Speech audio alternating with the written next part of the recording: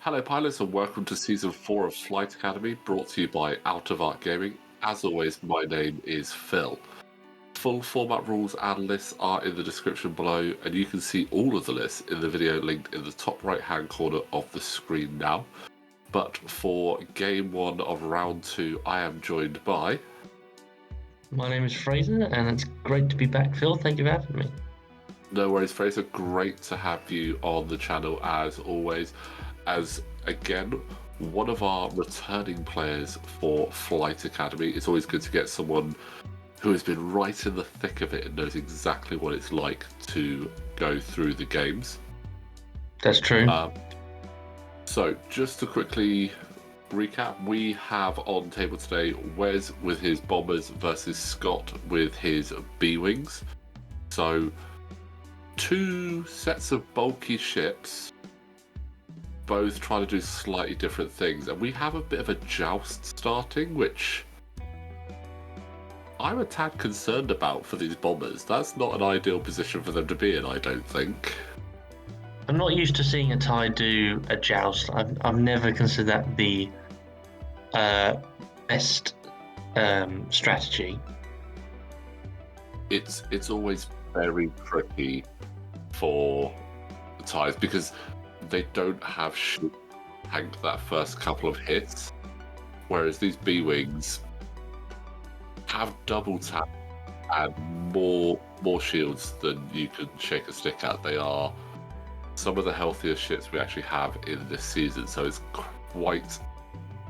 yeah, it's a risky play. I mean, obviously, Wes had initiative, so he set up first, so Scott could basically control where the action was going to happen. Yeah. Don't know if I'd have flown straight towards it either. I think I would have tried to divert and get out of the way just so that I could try and draw those B-wings through the obstacles. Would have been a good shout, I think. It would have been more thematic for a TIE fighter. It's the thing is that there are various ships that like to joust. B-wing is one of them, and TIE fighter, TIE bomber, definitely TIE interceptor, all of that. Not really a thing. No, they want to come in at the angle and dictate when the engagement happens, really. What I do think Wes is trying to do is, your main tactic here is Major Rhymer, give me a proton torpedo, please. Yes. And it all tends to hinge on that, I think. Because with the 2 dice main gun, it's not going to do anything massive on a B-wing. True. I mean, if Wes can get a good cluster missile or proton torpedo off, that's going to be huge. And then if he's able to then, in the next turn, drop a proton bomb and catch either one of those B-wings, that would be amazing. But I mean, that ion bomb straight in the middle there. I mean, that's massive, isn't it? Well, I'll launch an ion bomb. Fire forward. I mean, we don't see a trajectory simulator very often, and there's a reason for that. I mean, it's banned in standard play, but this is fully extended, so we're going to see things throughout the season that you wouldn't normally see. Auto blasters being one of them, and trajectory simulator, which I can see why it is banned, but it's also a shame because I think it's absolutely hilarious as a tactic. Yeah, I actually would say that I think Auto Blasters was, just remember them being a bit stronger. I had to go with them, not when we played these games this week, but at the last meeting we had together, and I didn't think they were that as strong as I remember them. Maybe I'm thinking there's a bit of a nostalgia there. It depends on which ship you're actually running them on. Well, it was a TIE Defender. Yeah, I just don't know about auto blasters on a TIE Defender. I feel that's one you have on a ship that has a smaller gun. I mean, the ETA 2 is a fantastic place to have the auto blaster. And also, we've seen it with Connor. He's got them on his B-wings, and that's quite a nice sneaky one in the double tap. Yeah, I think so. I would recommend in a defender maybe a concussion missile goes further as well, further range. Yeah.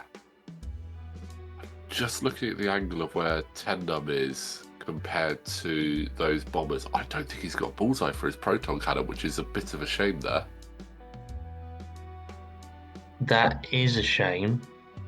Because Having said that, we've got an ion bomb that's going to hit both the TIE fighters. Yeah, Scott is really dictating where those bombers are going to be next turn, and he could do some really crazy shenanigans if he gets them ion. They're obviously going to have to go one forward, and even if they do that as a bank maneuver, it's just going to let Scott know exactly where he can go to really capitalise on that. Yeah, I think what I would recommend for Wes in this situation is that TIEs like to go fast, and they can go faster. So maybe a bit different to your other bomber. Go a bit faster, I think. Yeah. I mean, if he'd have got right up into Scott's face, that could have changed things a little bit, but looks like Gina is getting her stress so that she can pass that on to Tendum. Which he will very much appreciate. Oh, absolutely. It's one thing I do like about Gina. She's a good choice to just feed stress to Ten or Braylon. It's quite nice when you have her in a 3B wing set with 10, Braylon, and Gina, because you might not be able to get that stress or be in a good position to get the stress with 10 or Braylon, but Gina can then just get it for them. She takes it. She's not stressed. I mean, she can now do much more variety of moves compared to what she could if she was stressed. And that's 2 incoming into... Looks like should be Reimer. Should be Reimer. I think unfortunately in the first night the pilots did get a little bit switched around, so I see. Well, I would recommend Reimer if it was, because Proton Torps I think are the baddest of the ordnance that he's got. By baddest I mean nastiest. Yeah, they are going to cause the most problems there. But I mean, cluster missiles again would be really handy because it will hit both of them, which I think is in a 2-ship build game. Well, this is what I'd love to see. I would love to see Proton Bomb 1, follow that up with Cluster, and then 1, 2. That was unfortunate. Really better roll there. 2 hits coming in on Gina. That's why you take a target lock. That is why you take a target lock. And that's 2 shields. Very nice. And yeah, just checking the range on Tendum there to see if he is within range 1 to spend an additional charge on cluster missiles. That looks pretty... I mean, that's close, but he might have very close.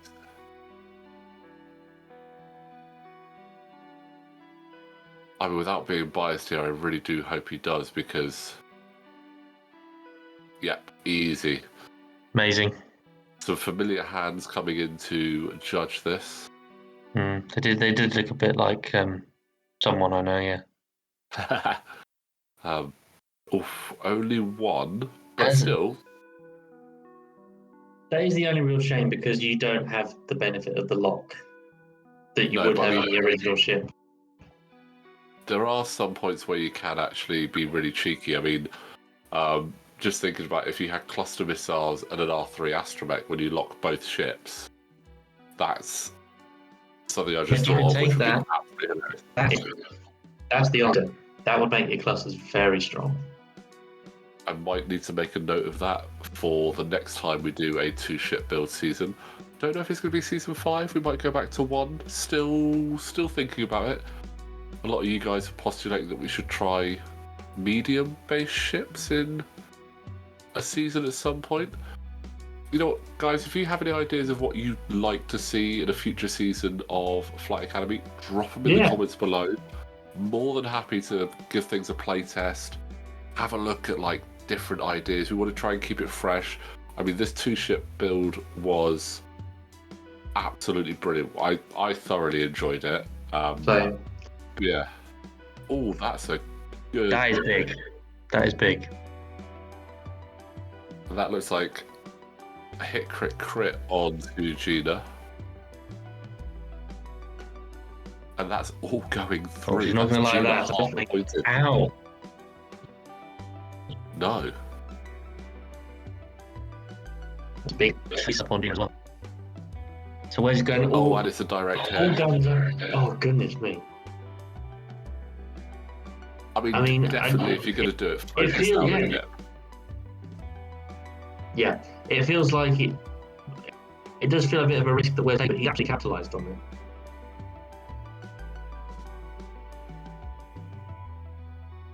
Time for Tendum to see what he can do in return. You're going to spend that stress as though it's a focus. Unpleasant. Oh, that's painful. Oh, That's no shields for... going through.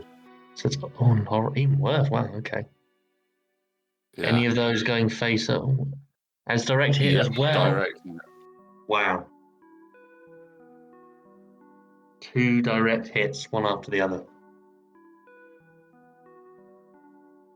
That is very unfortunate there. Yeah, that's a shame. If it wouldn't have been a direct hit, would he have lived? No, and so there was, again, a little bit of confusion as to which pilot was up. I think we actually have got it right now. So yeah, it was Jonus that went down, so that was a big turn there for Scott. Brutal turn there for Wes. And again, Reimer is Ion, so Scott knows exactly where he's going to... Scott knows roughly where he's going to go.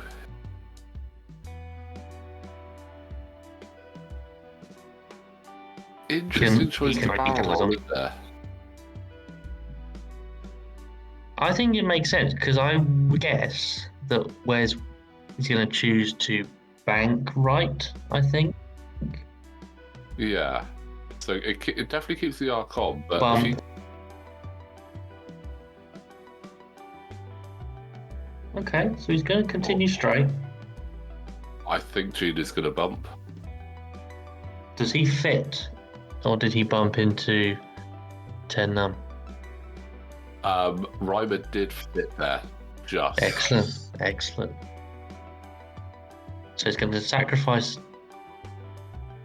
having anything major. But he can still hit Gina. Well, he's got a range 1 on 10. Or he could just do range 0 on Gina. I mean, if he can take Gina out, that would be massive, because that's 1 less gun, but Yeah. Gina's going to shoot first. 2 hits there. I would definitely capitalize on this. This looks like a good roll to me. I mean, he could have saved it for a shot on 10, but you know what? That's fully blocked. No, spend it Focus and live. evade. Spend live. Then Tendum obviously getting to shoot first with Scott got the Yeah. initiative. That's huge though. He's not going to be dead, but oh goodness, He's gonna be hurting. that's a lot of pain. And a crit at the end, which is blinded pilot. Oh dear. rather less than ideal there. That is. No, I don't think range for a bomber. He is going But into he is Gina, going which to go I think into is the right option. Yeah, Rebel definitely. Just a crit. Oh, damn. And it's evaded. Damn. Oh, shame. Shame. It would have been nice. Oh no, it wasn't evaded. Sorry, that was a focus. And there was a fuel leak there. Oh, really? That's what he did. It did look like a squiggle to me. Yeah. Again, no dice cam for the season, unfortunately. So they are all on the table. So sometimes it can be a bit tricky to see. Oh, another ion bomb. Ooh. Yeah. It's a great tactic, but ion is just very brutal. It's a great. Yeah. And Major Rhymer does not have any bombs. Sadly. No. I would recommend in addition, I recommend a big 5. Okay, but unfortunately, he's already. Is he stressed from his? Oh no, he's not stressed. He didn't do a bump He's not stressed. action, so he could 5. No. Yeah, because he did the ion move and cleared. Oh, small locator, but I like it. Will Scott have anticipated that? And I'm not gonna lie, I would love to see a beautiful crossover 1 Talon, but I think that 10 might be a bit too close to the edge of the board. Yeah. Like if they were to crossover 1 Talon, that would just be incredibly cool to see. I wouldn't worry about that too much. I would potentially, if I could, just get Gina as far away as possible. Let 10 be the fall guy for this turn, because he's actually played the bombs really well. The ion bombs have been executed very nicely. I actually just think keep Gina's guns on and just go for it. You've got 2 B-Wings, which can just absolutely ruin that bomber. He's only got 2 health. So go for the initiative kill. Yeah, go for the initiative kill. If you don't get it and you lose Gina, I almost want to say it's guaranteed that Reimer will not survive 2 shots from these B-Wings. He needs to become force sensitive, I feel, to be able to fight another day. Yeah. Or suddenly transform into a Punisher. Oh, we'd like that. Get an upgrade. That's a ship we haven't seen in a long time. Could have a bomber and a Punisher. That would be interesting. If you'd fit it in.